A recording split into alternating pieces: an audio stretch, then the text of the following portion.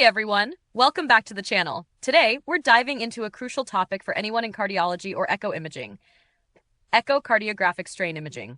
This tool has become a game changer in detecting subtle myocardial dysfunction, often before changes in ejection fraction show up. So, if you're a fellow, a sonographer, or just curious about speckle tracking and strain patterns, this one's for you. Let's start with the basics. What exactly is strain? In cardiology, strain refers to the percentage change in the length of myocardial fibers during the cardiac cycle. And there are three key types: longitudinal, which is shortening from base to apex; radial, which reflects wall thickening; and circumferential, which is squeezing around the ventricle. The beauty of strain is that it often shows dysfunction before ejection fraction drops, giving us a valuable window for early intervention. Now, how do we measure strain?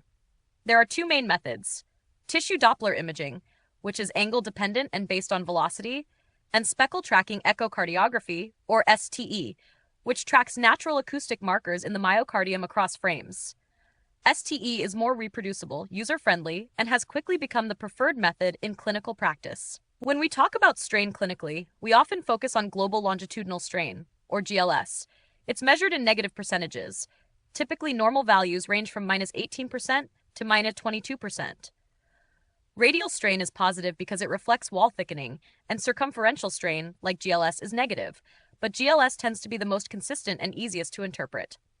To acquire GLS, you need high-quality apical views: 2-chamber, 3-chamber, and 4-chamber. Frame rates should be optimized around 60 to 90 frames per second, and the images need to be well-gated with ECG. Each vendor has its own software, so it's important to get familiar with your system. Here's the general workflow. Load your apical images, trace the endocardial border at end systole, confirm tracking, and the software will generate a bullseye plot. Your GLS is calculated as the average strain across all myocardial segments. Let's talk numbers. A GLS of -18% to -22% is normal. Mildly reduced strain is around -15 to -17%, moderate around 12 to 15%, and anything above 12% is considered severely reduced. And if you notice a segmental drop in strain, it might indicate regional ischemia or infarction. Strain imaging isn't just cool, it's clinically powerful. In cardio-oncology, a 15% drop in GLS is considered significant for early cardiotoxicity. In a PF, strain can uncover dysfunction even with preserved EF. It's also useful in aortic stenosis, amyloidosis, and various cardiomyopathies. Strain in specific conditions. Let's zoom into a few classic strain patterns. In amyloidosis, you'll often see apical sparing on the bullseye plot, a cherry-on-top look. In HCM, there's often reduced strain in the septum, and with ischemic disease, strain drop tends to follow specific coronary territories. Limitations of strain. Of course, no tool is perfect.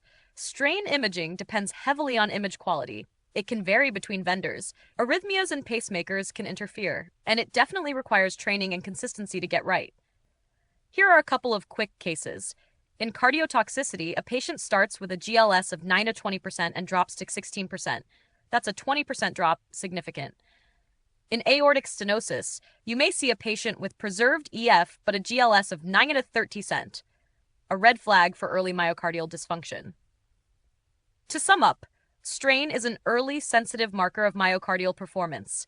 GLS is the most practical metric for everyday use, and integrating it into your echo lab can really elevate your diagnostic power.